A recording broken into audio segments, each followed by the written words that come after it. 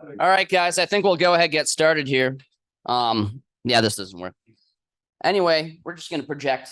We have a good room. Just started. We're going to do some housekeeping. This doesn't matter so much for people on Zoom, but John is actually giving you guys a map to the bathroom. So from here to down the hall and to the left. If you guys want beverages, just across that way. If you take one, just mark a tally on the whiteboard. Just gonna tease next week's event as well, which is with Larry Bird. He's a CPO at Onboard and formerly Canopy, and he's gonna do a presentation on how to win, or how to influence and how to win friends and influence people and products. So that'll be at Weave next week. Just a little bit about Brian. He is the SVP of Industry Strategy here at RainFocus. Has over 20 years of experience in product design and in marketing. He's overseen a lot of the go-to-market strategy, which we'll talk a little bit about today.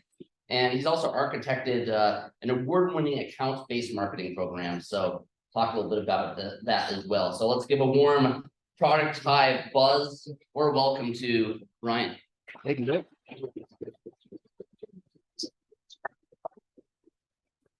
All right. Well, if I tail off in the back room, let me know. I'm a little soft-spoken, but just hand up if I start to drift off. All right. So today we're going to spend a little bit talking about a subject I'm pretty passionate about, which is go-to-market. And the title for this session I really should convey one point. Your roles in the business are critical to go-to-market function. And we'll talk through kind of what that means, and I'll walk through some different stories. Got titles for my stories. So leaky bucket, going once, so on. We'll get into those. But those will hopefully kind of illustrate some of the ways that your roles and your, let's say, place in the business, how it affects and helps either accelerate go-to-market or becomes a way to drag that down, okay? So I always like to have something in here with what's the goal of this presentation. So in theory, hopefully this comes true on the left here, right? You'll have a better understanding how you contribute to go-to-market, and with any luck, hopefully I'll have taught you something. All right. So I want to start first with my career. So I put together this nice fancy slide here to kind of show where I've worked over my 23 years of working in product and marketing and software. I'm old now, I guess. I don't know. But one thing I think that I've learned kind of throughout my career, when I first started in product and UX, and really kind of, I got my background. I wanted to go to school and become an engineer as a mechanical engineer. My first internship, I got into a company called Universal Electronics and sat down with the mechanical engineering team. And the first question out of their mouth is, what CAD system do you know? And I looked at him with a puzzled look and go, CAD?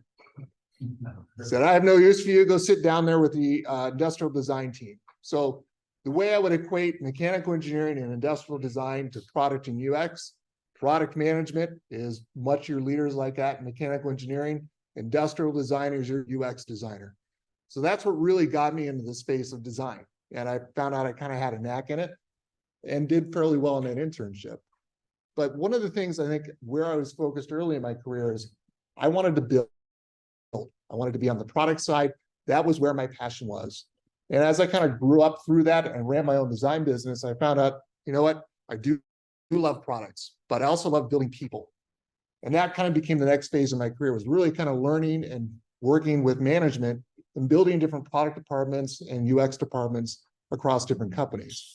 And I think kind of where I'm at now and some of the roles I'm at is more on the process side of things. So how do I help connect people and process together, people and product as well? And that's really kind of where I focus a lot of my day-to-day in terms of my career today. So product, people, process, kind of my little world of career.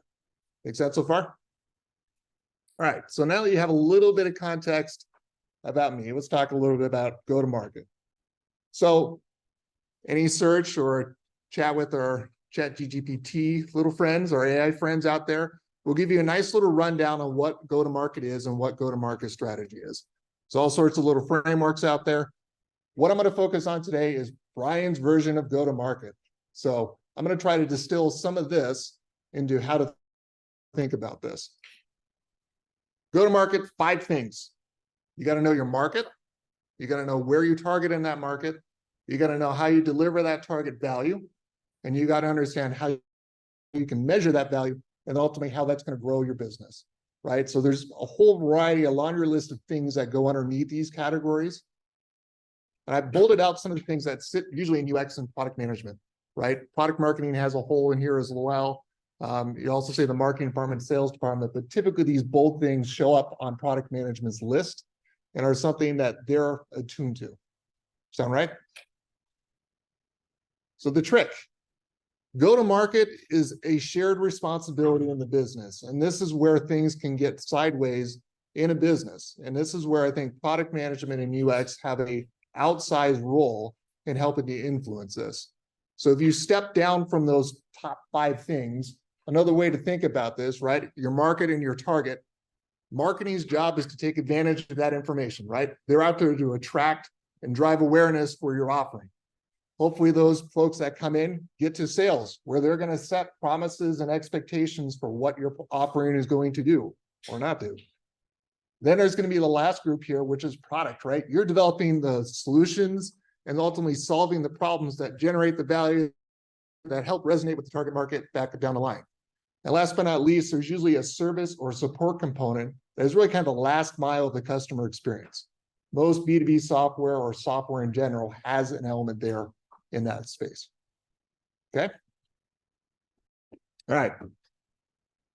Now that we've kind of level set on go-to-market as a whole, let's look at some examples through this, and we'll kind of walk through some of the business cases and what we've experienced along the way. So the first story here is a leaky bucket. And this goes back to a company called Infusionsoft. They're now called Keep.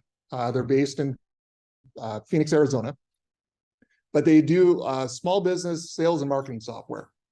So I joined the company circa 2011, and the company is well established at that point. They've been around since 2001, really had a software, had a great footprint in the market, and were growing pretty steadily. They had about 100 employees, 2,500 customers, about $10 million in recurring revenue, and were, I say, on a decent trajectory. However, there was one problem. They had a churn problem. So while sales was hitting their numbers, product was shipping software on a regular cadence there, it was not resonating with their customers. They weren't sticking around. And so this 9-month CAC here, cost to acquire a customer, meant somebody that was acquired as a customer needs to stay there 9 months for them to break even, let alone get into profitability.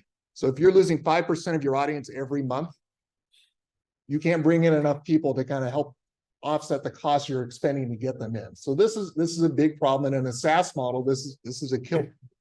So how do we go about solving this issue? First off, is we sat back and looked at our target. So when we think about Infusionsoft and some of the things there, they were passionate about the market of small business.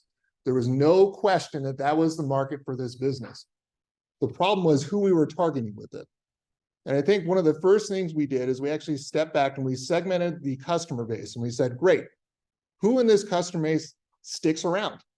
Like, what are the folks and why are they sticking here? And one of the difficult questions is we went out on an interview process of talking to those customers that stayed more than 9 months. Why did you stay? What are you getting from our company that makes you want to pay for it every month? Which is a very loaded question for anybody in product to be asking a customer, like, why are you still here?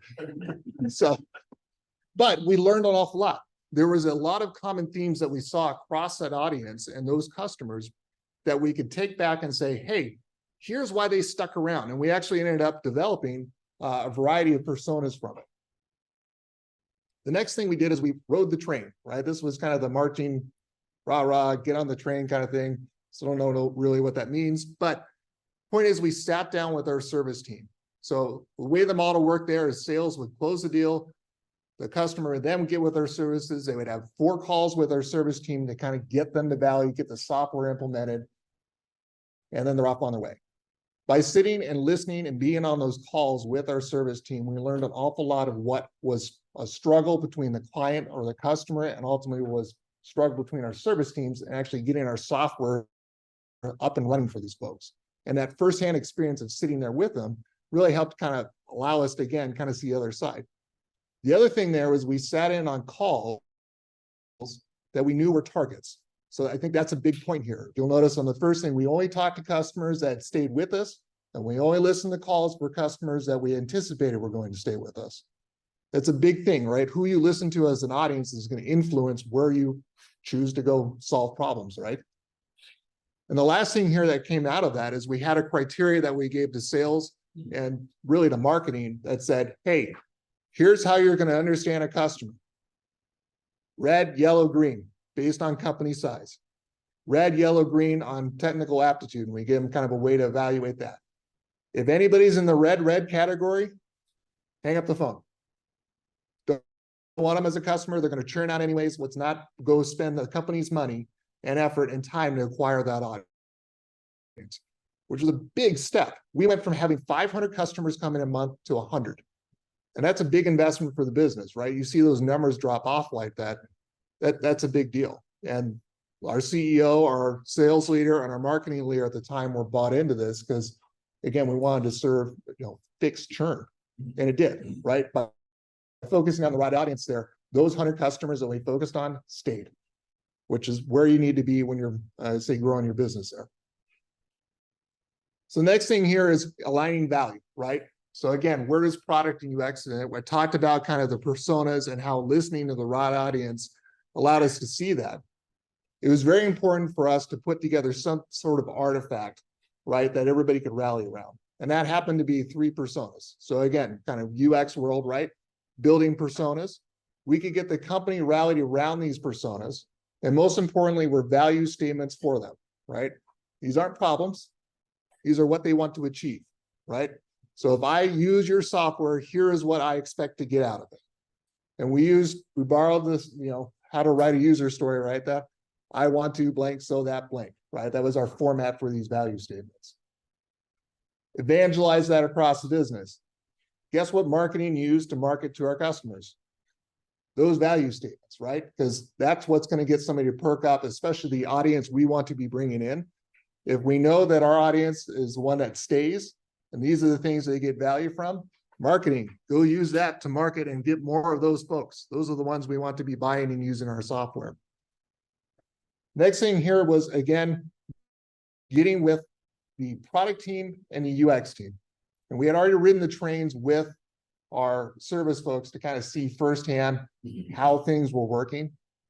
But we took a step back and said, great, if I'm going to get to this value, what is our software doing that's impeding you from getting to that value today, right? Laundry list of problems come out of that, right? Here's all the things we're doing wrong, which is really tough, I think, as a product person to sit back and kind of say, here's why my product sucks. You spend all of your day looking at your product. It is your baby. It is your little thing that you're creating, right, and taking care of and nurturing. And it's hard to step back and say, here's what we need to improve. But you have to put on that customer lens because your customers aren't passionate about your product. They're passionate about what they get from your product. So that helped us kind of see all the problems that we had to incur. We prioritized those. And we actually saw an element there where there were, again, common patterns across what was preventing people to value.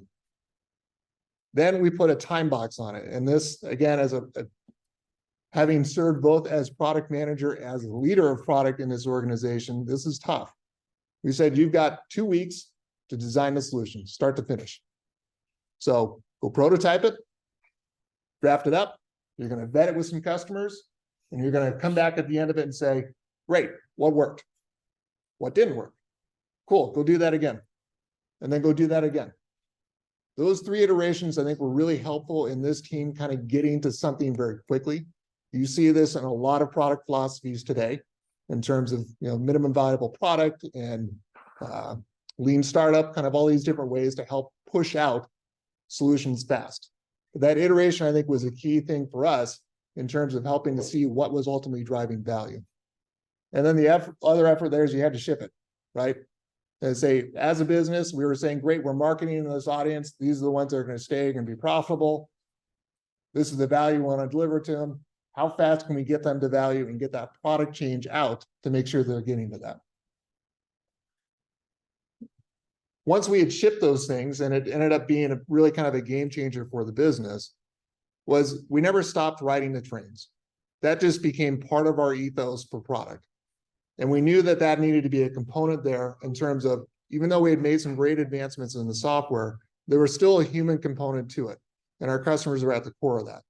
And also our service team, right? So that's kind of all three of those things came together.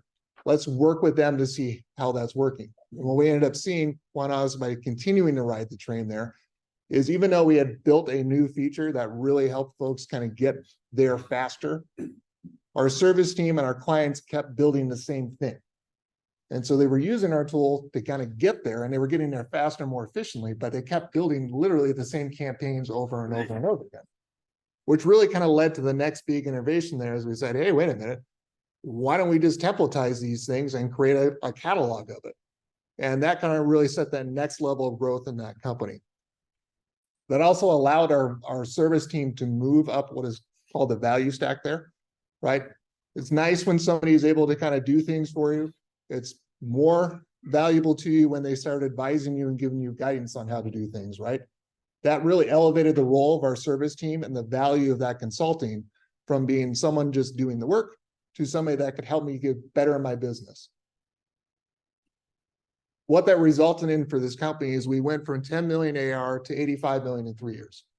That's a pretty significant amount of growth. And especially to solve that churn issue, grew the base from 2,500 customers to 30,000 customers.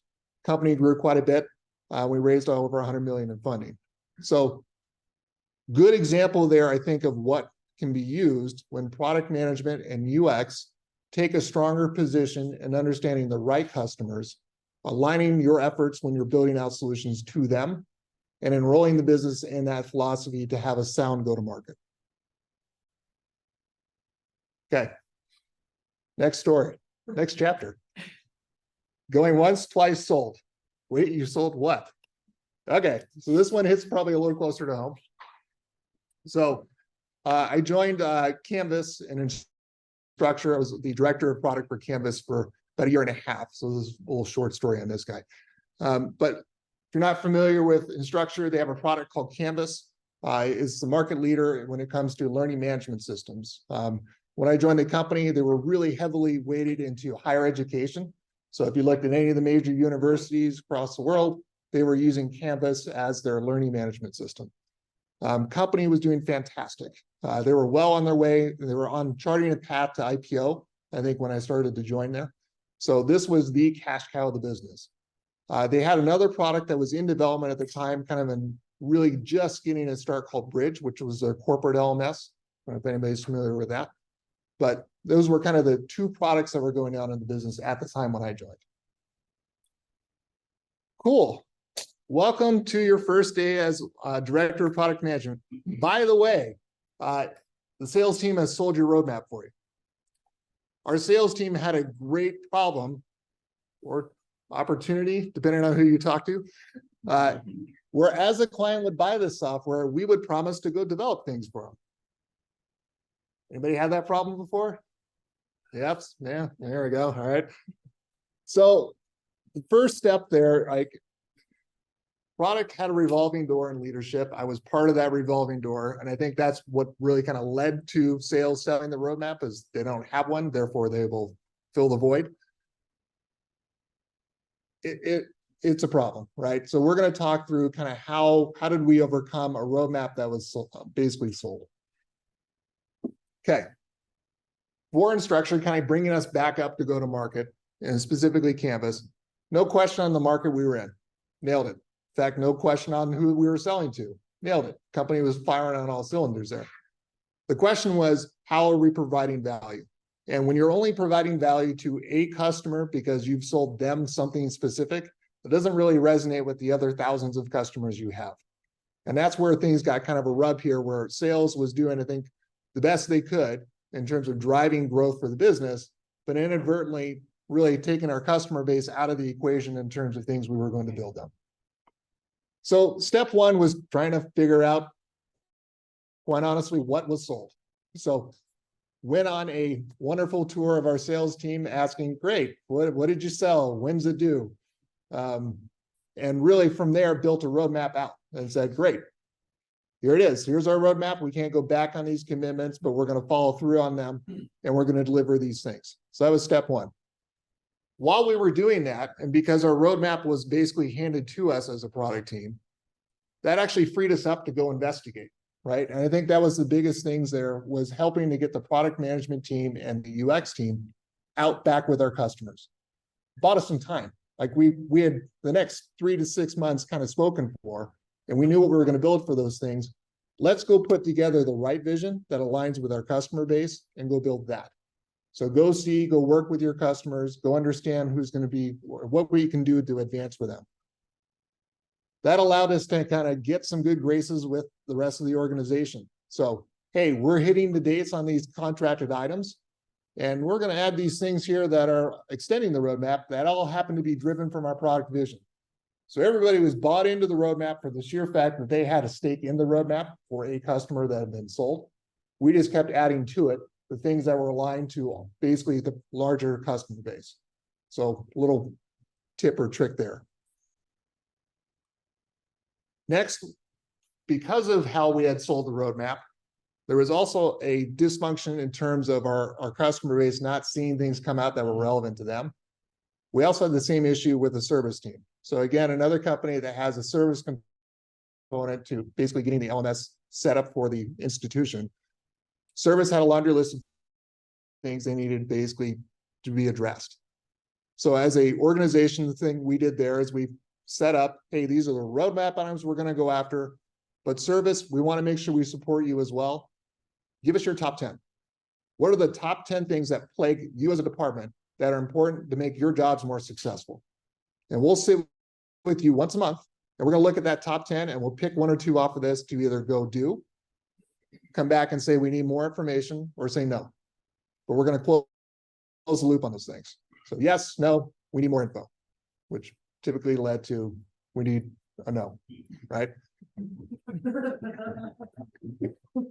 Yeah. Give somebody hope, right? The other thing that I think was good with plugging in with our service team is they had rolled out a software that built this community for all of our users, and we had thousands of users. Awesome. They can go on there, they can chat. They enabled this wonderful feature where they could suggest roadmap items and vote on them. Cool. Didn't know we needed that, but didn't tell product about it. So all of our customers, a good portion of our customers were like voting things up, and we had all these things that had hundreds or thousands of votes and nobody was addressing them. Led to an opportunity to help kind of corral those things. So we take the same philosophy. Hey, customers, you're right. We can close the loop on this. Monthly, we're going to come back, but you guys only get 1 vote a month. So we could put that in there. You can use that 1 vote however you want to use it. And for the top 5 things that get the highest votes, we're going to come back to you with, yes, we'll do it. No, we won't, or we need to talk to you. And what was great about that is most of them came back with, yeah, we need to talk to you. There's our investment list, right? These are the folks we're going to go talk at. Everybody that voted for that, that was the group we were going to go research.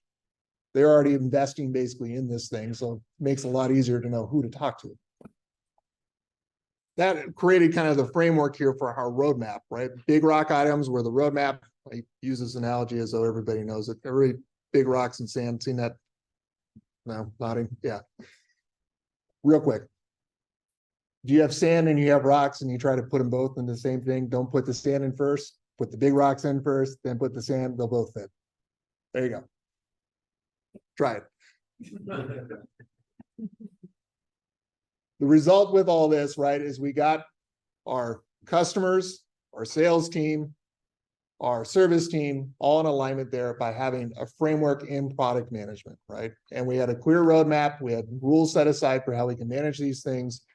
That kept Canvas on the rails, which was very important for that IPO.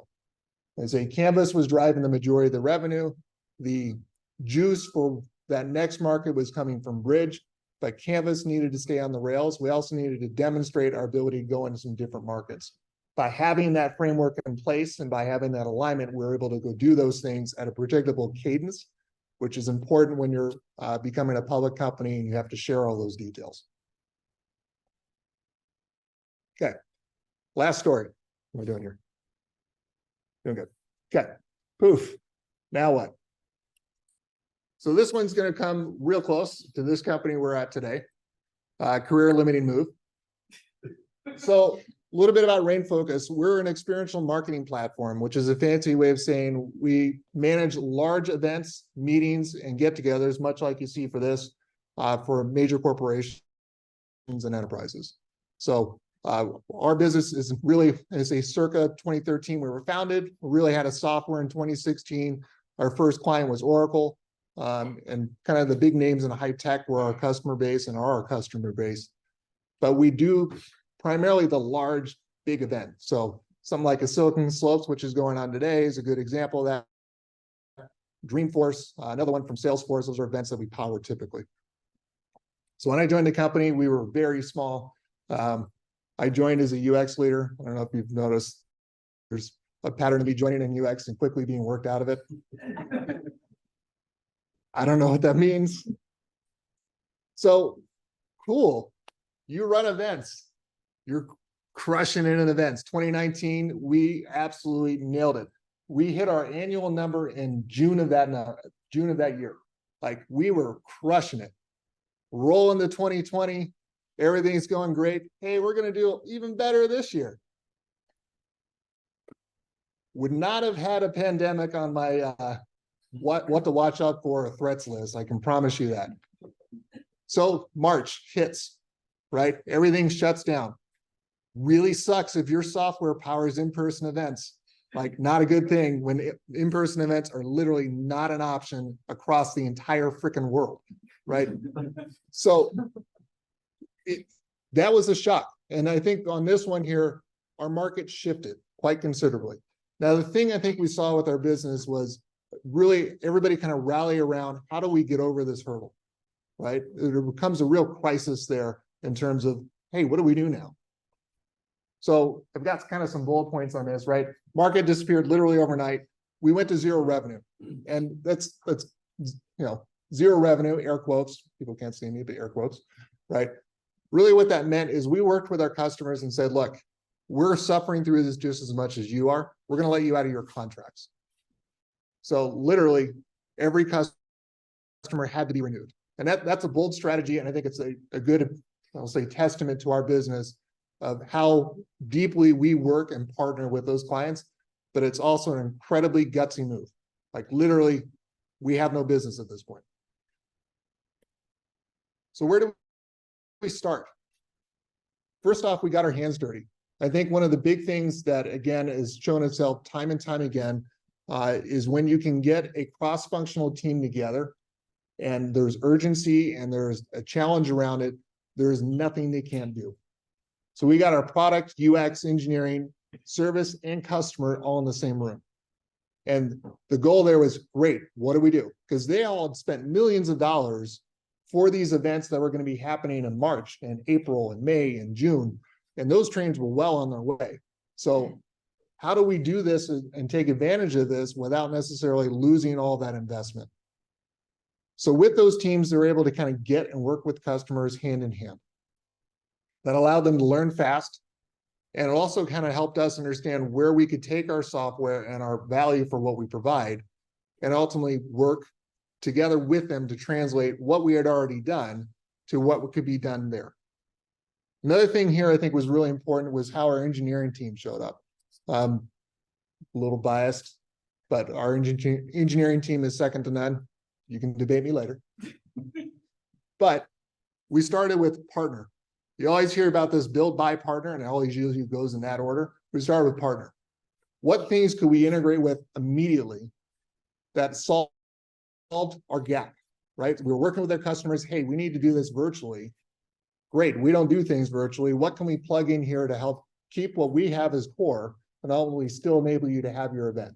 So how do we plug in Zoom? How do we plug in WebEx, all these variety of these streaming services that shore up the event experience while keeping us still at the core of the event? And team rolled those out like overnight. I don't know what they do, but they're amazing.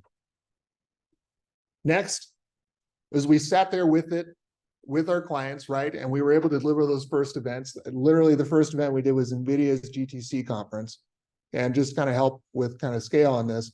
That used to be a 20,000 person in-person event, went up to 350,000 like that overnight. That presents an awful lot of issues. Right? That's scale, right?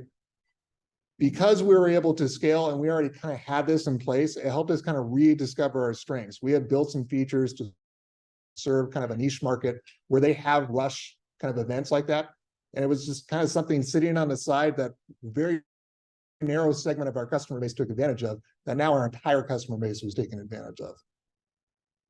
When we delivered these events, we were able to come back to our clients and help them explain to them, here's what we did. Here's how you convert your event. Here's how we can take care of you. We productized basically those case studies and those stories. And that became a way that we could partner with them, right? Remember those small teams working with our different customers? Those learnings quickly bubbled up. You start to evangelize those things. And that really allowed us to keep every one of our customers. So as that happened, we renewed every one of our contracts through that, which again, I think is a testament to how well that team and the product teams and engineering teams and the UX teams paired directly with our customers in the span there of a couple months. Also, by working with those customers, those renewals and what they wanted to do in their events stretched us. Those were things we couldn't necessarily do, but we worked with them to build a timeline to go get those things. So now that we had saved our customer base and we kind of made it through, we'll say the first couple months of COVID, cool, you still need to grow as a business. How do you do that? And you'll notice here, these are going out of order, right? On the other first two examples, it's pretty linear, right? Hey, get your market, get your target, get your value. We're hopping all around here, right? Now that we had those case studies, now that we had some examples there of what we could build, we say, great, what should we have? And let's mock that up. And we had a mock of what we were going to deliver in October that we gave to our sales team to go start selling in May. That's a big deal, right? Because here we go, right? Back to story one. Here comes sales selling the roadmap for product, right? That being said, that alignment we had between the product organization and our customers and what that demo was, we're all one and the same. Product had basically blessed that entire demo script and everything that was going out there. This wasn't a rogue thing there where sales was just trying to sell based on the fact that we need to get sales closed. This helped really kind of influence how we sell. Again, here's our demo. Here's what we're doing. We saw new folks show up in the buying cycle, which were, I'd say, never really there. Virtual events, folks that run webinars kind of said, oh yeah, we can do that. This new group that showed up was somebody new that we had to learn. In fact, they were a critical component and now are really kind of core to our position in the market in terms of where we go today. And so that learning early on helped shape a lot in terms of where our business was going. It also completely shifted our positioning and messaging. We had solely been focused on in-person events. Game in Town now is virtual events. How does our software help folks run at virtual events in greater scale and greater capacity there? Last part here was how products showed up, I think, in terms of delivering this. I ship LVP, and I'm probably going to be a little harsh here. Limited value product, not minimum, limited. Point was, product team rolled out things in pieces, right? We didn't wait till there was an entire slice. As something would get done, it would go out. And that small micro doses of shipping things allowed service team to kind of pick those up and close the gap, because we used our service team really as a bridge for when product was going to get there. So, hey, service person, you're going to need to go do this and write this and do that in order to make this event work. And the product is going to come in and make that easier and easier and easier. And so as those things rolled out and as we worked up to October, basically that effort on the service team got narrower and narrower. The other thing I think was important here is, although we had shifted markets and we had completely new set of competitors we were out there against, the vision for the company remained the same.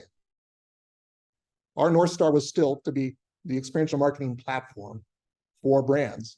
We just now came at it from virtual events, which was never really on our radar before. In fact, that now became part of our core strategies. Yep, we can do in-person components, we can do virtual components. And there's this thing out there in our market called hybrid events, which is a blend of those two things. It put us in a great position, especially coming out of the pandemic, by having a spot where we could go penetrate both markets and solve the entire spectrum of events for an organization. So what it did for us is it established us as a leader in the market. Clear out. It allowed us to more than double our revenue since 2020. We've grown quite a bit. We're in more verticals now as well. Getting that go-to-market alignment is key, I think, in a lot of ways to helping your organization run more smoothly. And product and UX have an absolutely critical role in there that goes well beyond shipping software. So, land the plane here. What I hope you guys will have seen through this presentation are really kind of these three themes, okay? Customers over product. It's so easy to get attuned to your software and the feature set that you're working on that you lose sight of who you're actually building for. Get passionate about your customers. Those are what you're building your product for. Stay focused on them. That is who is going to be your users. That's going to be your buyers, and that's your future. So the more you understand that customer and where that customer is evolving, the better you'll be able to provide the product to them. Next one here is build the customer value. Again, because we're so close to our products, I think we lose sight of ultimately what they achieve. And we only see the immediate problem in front of us that limits what we can deliver in terms of value. Again, if you're focused on that customer and what they get from using your product, use that as a basis for understanding what problems you need to go solve. Work backwards, right? Hey, here's the value we need to get. What are the barriers to that value? Cool, here's my solution to go delivering those things. And the last one here, I think, is know your customer source. This kind of gets back to that target market and that total addressable market components there. Every one of our businesses is growing in some way. So your market's going to shift, your user's going to shift. Knowing where that is and anticipating where that is solely a lot on product's responsibility. So the more you can help anticipate where your customers are coming from, what value they're reaching for next, the better you're going to help satisfy that group when they get there. That's the presentation. So.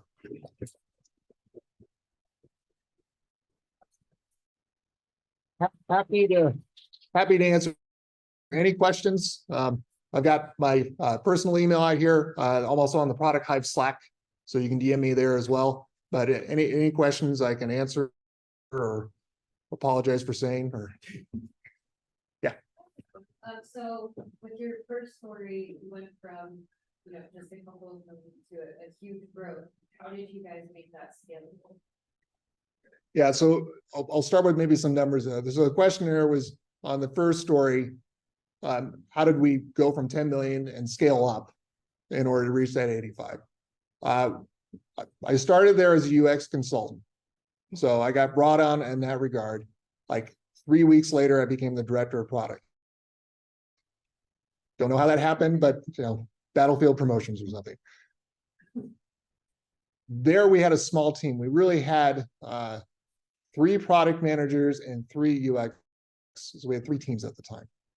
Part of when we were growing up and scaling there is we had that same framework of understand the customer, define the value statement, work on the problems to getting that value statement. So as we added feature sets, we had our marketing automation team, we had our CRM team, we had our e-commerce team, and that was kind of how we were aligned. When we added more products like our marketplace, great, here's a new team we spun up and we're going to scale. They're focused on the marketplace.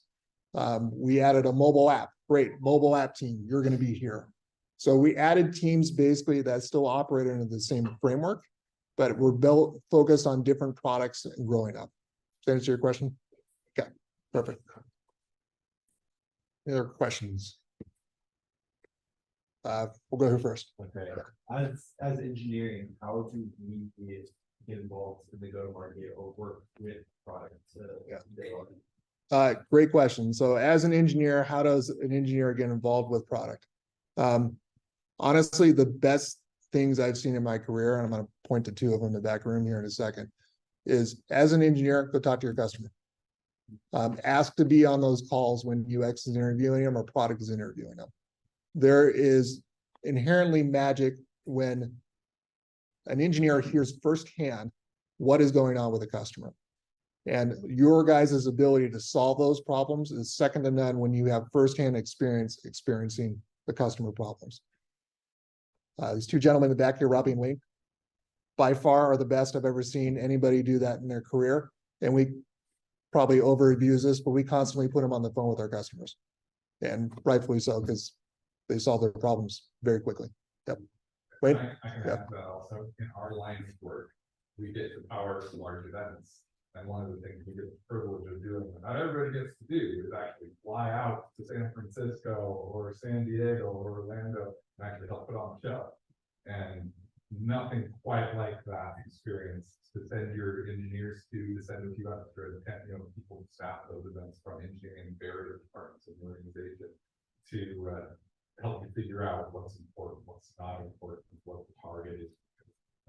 And even without an event to go to, you can see your customers use your product. We just got to do that in an event setting, which is equally cool, but being able to do that. Yeah. Yeah, I don't know if I missed it, but what type of like competitive research that you did in each of those products? And, Sure. like, differentiate yourself? Yeah, so the question is, for each of the stories there, how does competitive research factor into kind of the go-to-market story? Yeah. Let's talk Infusionsoft. So Infusionsoft was, I think, someone on the forefront of marketing automation, which was kind of newish in 2010. So there wasn't a whole lot of competitors there for us to reference that were, Eloqua was starting to come out at the time. HubSpot had started to emerge. Those were really kind of the two that we kept tabs on, I think, but they served completely different markets than us.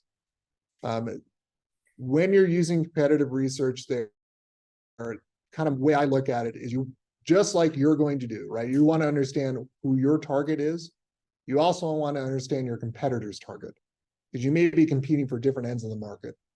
So that's an important way to drive distinction between, who you research and how much weight you put in customer research. Does that make sense?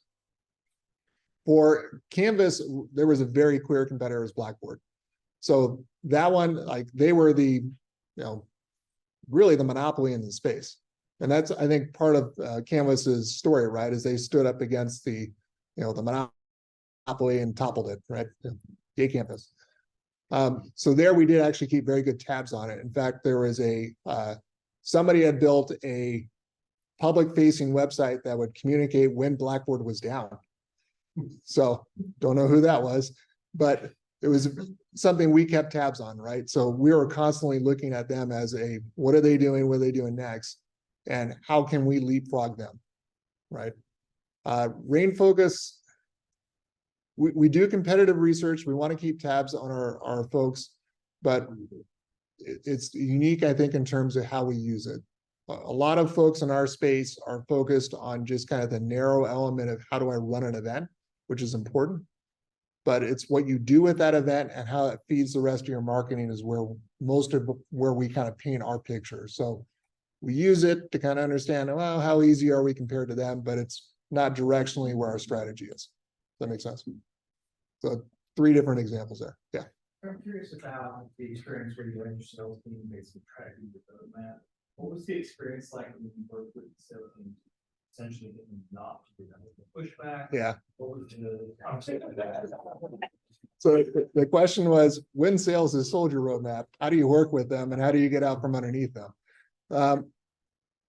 Part of the issue there was sales is not the enemy, right? Even if they've sold your roadmap, they're not the enemy. You guys are on the same team. You're trying to strive for the same thing, which is for the company to be healthy, your customers to get value and to grow the business, right? We have different ways of achieving that, right? And we're kind of at odds over those things. Step 1 was for me to build rapport with our sales leaders. They were quite honestly fed up with product because they had made all these commitments and product wasn't delivering on them. So that's a crappy situation to be in, right? Where sales now has to go talk their way out of this, out of a contract being blown up or whatever else. So getting alignment with, hey, we can go, yes, got it, we're going to cover you. My promise to you is we will deliver this for your contract, but we can't do this anymore. So if I can get this delivered on the time that you want me to deliver it for your specific client, you have to promise me we're not going to do this anymore. So that was basically the agreement. And we delivered, right? So that was tough for, I think, a lot of our teams was we were date driven, which is always a sucky situation to be in. But we proved we can deliver. So that built confidence. We held up our end of the bargain. And that really kind of led to us getting out in front by saying, we built the trust, we delivered on our promises. Here's what we're going to do for you next. And because we were constantly looking at that roadmap, because they had an investment for their one customer, they wanted to know, are we on progress? Are we on track? Yep, here's the roadmap. Here's where we are on that roadmap.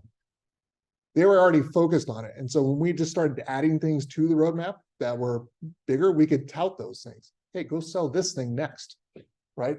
We're going to go do this thing next. So that helped fill a void, right? Your sales team needs reasons to go engage with their customer base and or things to tout. So arm them.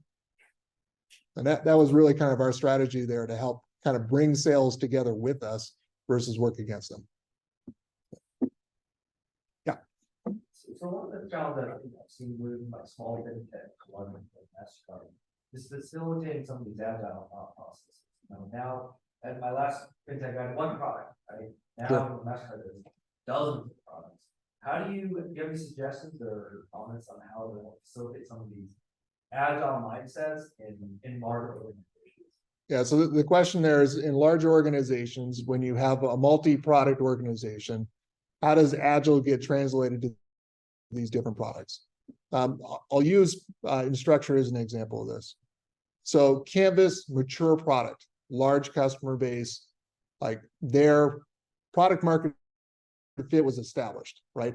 It was more just like, keep it going. Bridge, new market, nascent product, like I don't even think we had any users at that point on it.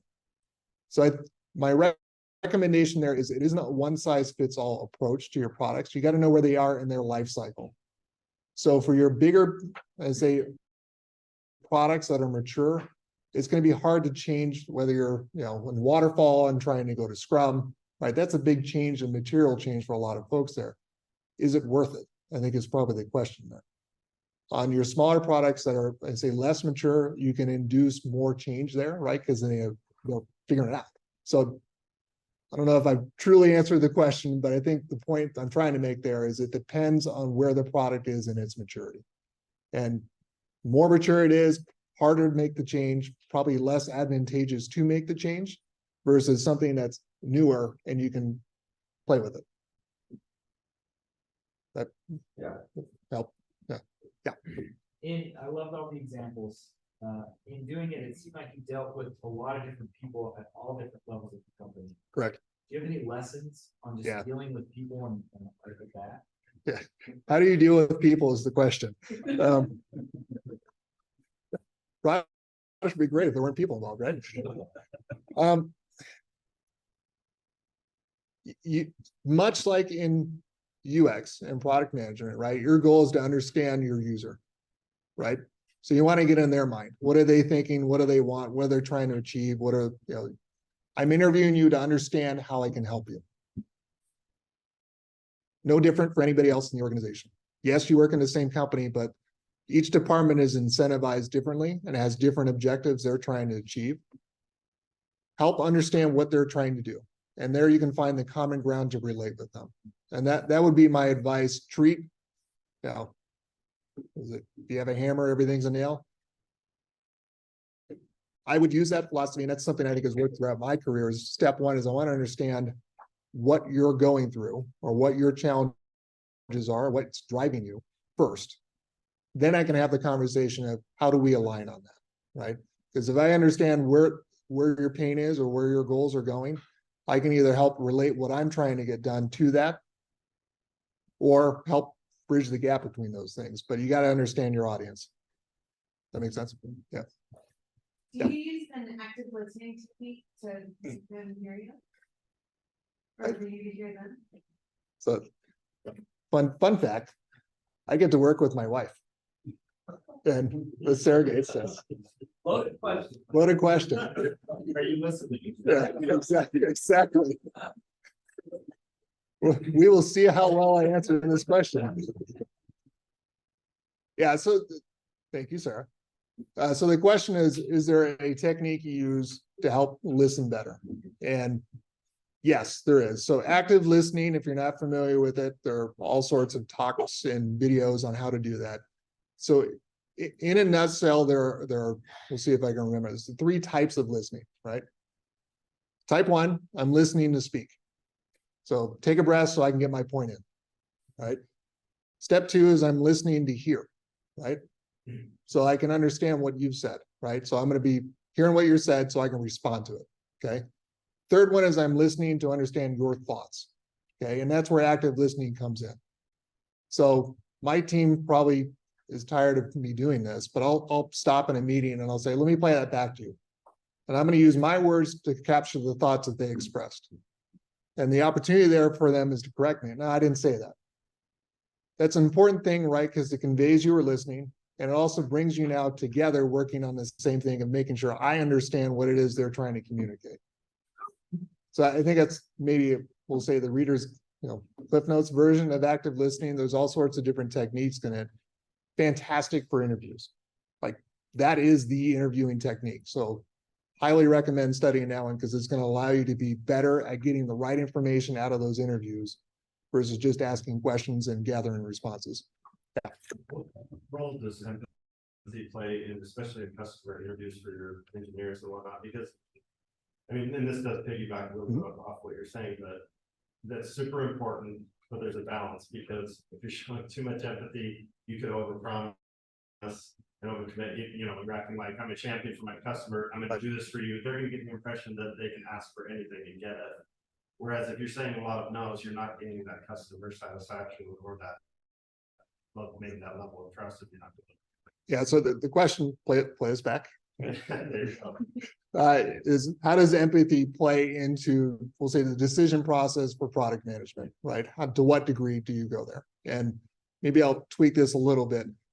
How literal do you take the request from a customer in terms of what you build? Does that sound like I'm still on track? Okay. My advice there is customers are always going to come to you with a solution, right? This is the magic sauce of product management and UX, right?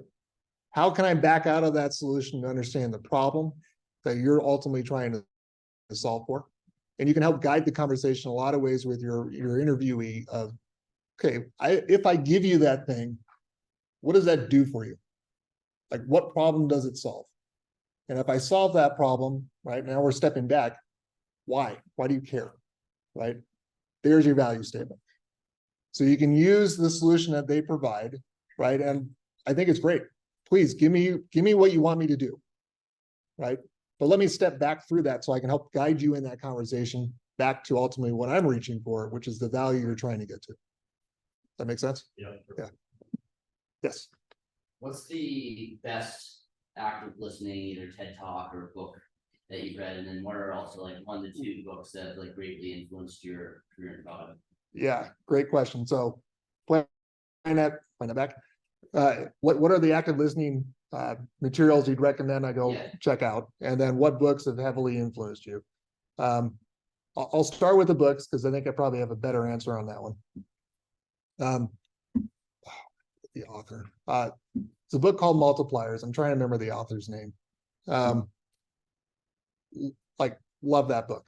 It is a fantastic book. You can apply it everywhere. And really, I discovered that book in particular, I think just when I had joined Infusionsoft. So like real early in my career. If there's anything I try to model, it's the way that book describes how you show up to lead people. And it's a great, I think, framework for understanding how you can interact with folks and either help elevate them or diminish them. And that's really kind of the crux of that book is how you show up either does one of those 2 things. Yes. By Liz Wiseman. Thank you. Liz Wiseman. Great book. It's another good book. I like anything by Malcolm Gladwell. I've read a lot of his books. What is it? It's about making snap decisions. I forget the title of it. I'll provide some, but those are some good books. I think I read a lot. you know, I love books as a way to develop, but honestly, things like this, meetings like this, your managers, peers in the industry, I've learned way more from those than reading books. Doing is always going to get you further than reading or watching videos. So my advice, if you're going to pick up any book or watch any video, find out how you can apply it as quickly as possible. So, and I'll get back to any active listening thing too. Yeah. Real quick, just go back to the previous question about distilling what the problem is from the solution. Mhm. It sounded like you were talking about how to do that internally. How much can you do that by just coming straight out of it and saying, hey, you know, what is the problem? And asking, is there a fine level when you should do that, and you should not do that? Yeah. What's your experience? So the question is, when you're trying to get to the problem with a customer, how direct do you get with them on just tell me what the problem is? It depends on the customer. Okay. Some customers are going to be more than happy to go directly to the problem, and they're going to be super blunt and say, this is what sucks, fix this for me, right? Other customers are going to be on the opposite end of the spectrum and say, just build this. I don't actually want to talk about the problem, right? So you got to know who you're talking to. It's all right to ask. I think if they provide a solution at the get-go, it's all right. Okay, how does that, what problems that solve for you, right? That's a very direct question there. And if they come back and say, well, and they describe the solution again, they're on the other side, right? They're going to be the ones that are stuck in solution mode. So you're going to have to help kind of guide them in the conversation back to the problem. Does that make sense? Folks that will come out and just flat out answer that question, I still wouldn't take at face value them articulating the problem correctly, right? So even when they say, yeah, here's my problem, great. If I solve that for you, does it solve any other problems, right? And I would always try to use that active listening technique to use my words to describe their problem and see how close, like if they come back and say, yeah, you nailed it, great.